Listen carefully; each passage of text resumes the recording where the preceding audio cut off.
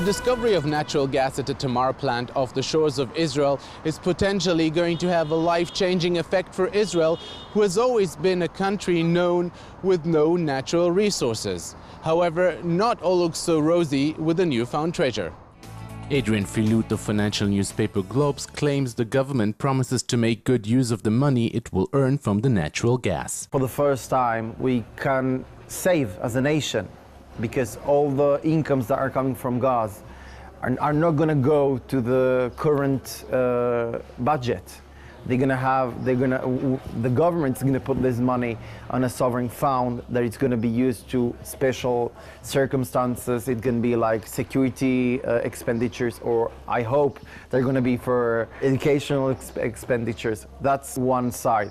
The other side, it's the electricity company that it's used charcoal to produce electricity. The price of electricity have been rising for the last years.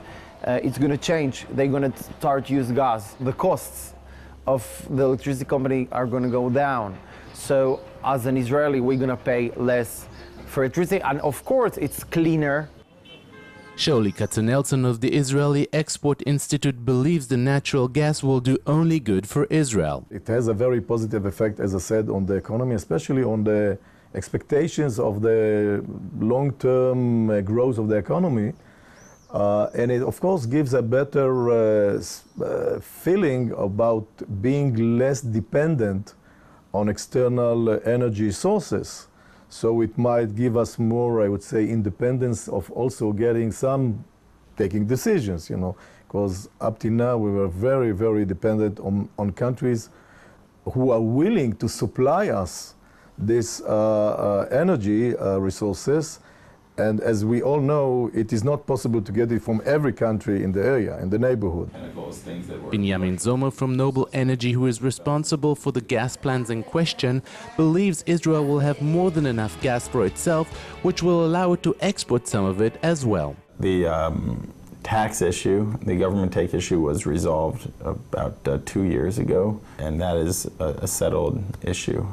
It was 35% government take when we came here. Today it's 65% government take, but that's behind us, and today really the big issue that we're focusing on is the export issue. We have found the largest discovery, that's 10 trillion cubic feet, and we have a discovery a year later, the Leviathan discovery, which is an 18 trillion cubic foot discovery. Tamar takes care of Israel's needs for the next several decades.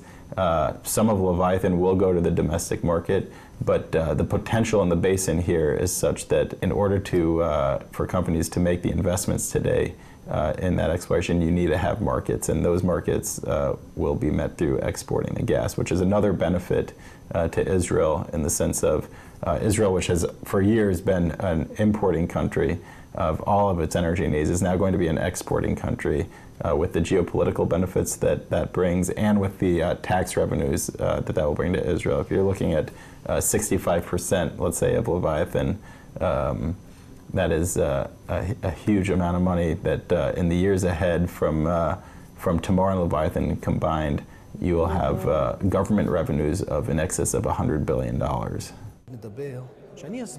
However, MK Nitzan Horowitz from the opposition is questioning the real motives of the government with the royalties money. Everything can change in Israel. I mean, we are expecting huge revenues, so we can use it for education, health, housing, etc., etc. Or we can channel everything to the pocket of some very rich, multinational corporates. So it's up to us to decide. This is the struggle that we are having here on the revenues and royalties from the gas, and second, whether we are going to keep most of the gas in our hands or we are going to sell most of it in the next 5 to 10 years, and then in like 15 years from now, we're going to be left out without any gas at all. Now that Israel seems to be having enough gas for decades to come, in 2014 Noble Energy is going to start looking for oil as well. And who knows, maybe there's another undersea treasure just waiting to be discovered. For JN1, I'm Jacobsohn in Tel Aviv.